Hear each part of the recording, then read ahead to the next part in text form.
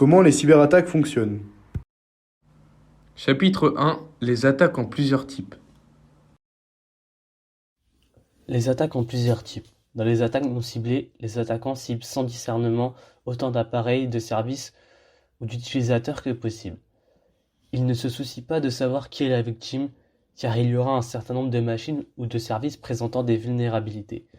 Pour ce faire, ils utilisent des techniques qui prennent profit de l'ouverture d'Internet, notamment l'hameçonnage, envoi d'emails à un grand nombre de personnes demandant des informations sensibles telles que des coordonnées bancaires ou les incitant à visiter un faux site web. Trou d'eau, création d'un faux site web ou compromisation d'un site web légitime afin d'exploiter les visiteurs. Ransomware, qui pourrait inclure la diffusion d'extorsions de cryptage de disques. Cyberattaque non ciblée. Lors d'une attaque ciblée, votre organisation est pointée du doigt parce que l'attaquant dispose d'un intérêt spécifique pour votre entreprise ou a été payé pour vous cibler. Les bases pour l'attaque pourraient prendre des mois afin qu'ils puissent trouver le meilleur itinéraire pour livrer ou exploiter directement vos systèmes. Une attaque ciblée est souvent plus dommageable qu'une non ciblée car il a été spécialement conçu pour attaquer vos systèmes, processus ou personnels. Les attaques peuvent inclure harponnage, envoi d'email à des individus ciblés pouvant contenir une pièce jointe avec un logiciel malveillant ou un lien qui télécharge un logiciel malveillant. Déploiement d'un botnet pour lancer une attaque DDoS. Subversion de la chaîne d'approvisionnement pour attaquer l'équipement ou le logiciel en cours de livraison. Chapitre 2. Les étapes d'une attaque. Qu'une attaque soit ciblée ou non, ou que l'attaquant utilise des produits de base ou des outils sur mesure, les cyberattaques ont plusieurs étapes en commun. Une, l'attaque en particulier. Si elle est menée par un adversaire persistant, elle peut consister en étapes répétées. L'attaquant sonde efficacement vos défenses à la recherche de faiblesses qui, si elles sont exploitables, les rapprocheront de leur but ultime. Comprendre ces étapes vous aideront à mieux vous défendre. Nous avons adopté une version simplifiée de la Cyber Kill Chain, produite par Lockheed Martin, pour décrire les 4 principales étapes présentes dans la plupart des cyberattaques. La première est l'enquête, qui consiste à rechercher et analyser les informations disponibles sur la cible afin d'identifier les vulnérabilités potentielles. La deuxième est la livraison, qui arrivera au point d'un système ou une vulnérabilité qui peut être exploitée. La troisième est la violation, qui exploitera la vulnérabilité ou les vulnérabilités pour obtenir une certaine forme d'accès non autorisé. Et la quatrième est la propagation, qui permettra de mener des activités au sein d'un système qui permettent d'atteindre l'objectif de l'attaquant.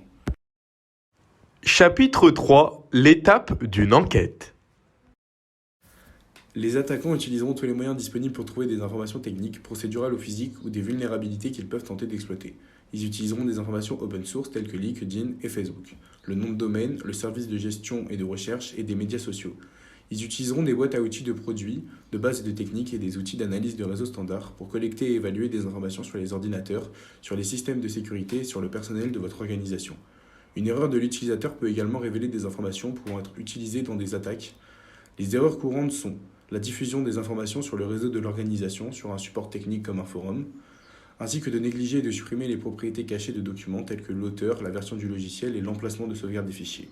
Les attaquants utiliseront également l'ingénierie sociale, souvent via les médias sociaux, pour exploiter l'utilisateur, sa naïveté, ainsi que sa bonne volonté pour obtenir des informations supplémentaires moins ouvertement disponibles. Chapitre 4. L'étape de la livraison. Au cours de la phase de livraison, l'attaquant cherchera à se mettre dans une position où il pourra exploiter une vulnérabilité qu'ils ont identifiée, ou dont ils pensent qu'elle pourrait potentiellement exister.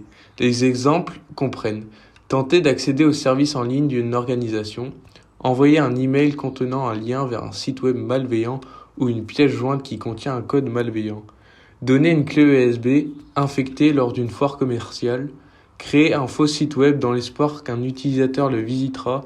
La décision cruciale pour l'attaquant est de sélectionner le meilleur chemin de livraison pour des logiciels malveillants ou des commandes qui leur permettront de violer vos défenses.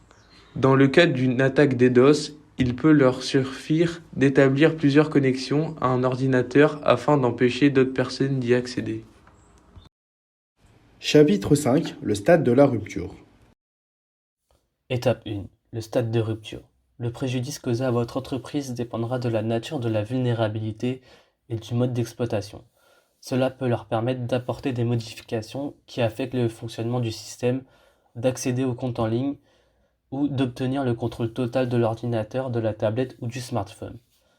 Après avoir fait cela, l'agresseur pourrait se faire passer pour la victime et utiliser ses droits d'accès pour accéder à d'autres systèmes ou informations. Étape 2. L'attaquant peut chercher à explorer vos systèmes, à atteindre leur accès et à établir une présence persistante. Reprenant le compte de l'utilisateur garantit généralement une présence permanente. Avec accès administrateur à un seul système, ils peuvent essayer d'installer des outils d'analyse automatisés pour découvrir plus sur vos réseaux et prendre le contrôle de plus de systèmes. En faisant cela, ils prendront attention à ne pas déclencher les processus de surveillance du système et ils peuvent même les désactiver pendant un certain temps. Les attaquants déterminés et non détectés continuent jusqu'à ce qu'ils aient atteint leur but, leurs objectifs, qui peuvent inclure récupérer des informations auxquelles ils n'auraient pas accès autrement, telles que de la propriété intellectuelle ou des informations commerciales sensibles, faire des changements pour leurs propres bénéfices comme créer des paiements dans une banque qu'ils contrôlent, perturber le fonctionnement normal de l'entreprise comme la surcharge de la connexion Internet afin qu'ils ne puissent plus communiquer avec l'extérieur. Après avoir atteint leurs objectifs, les attaquants sortiront prudemment et supprimeront toute preuve de leur présence. Ils pourraient créer une voie d'accès pour leur future visite ou pour d'autres personnes à qui ils auront vendu l'accès. De même, certains attaquants voudront sérieusement endommager votre système ou faire autant de bruit que possible en annonçant leur succès.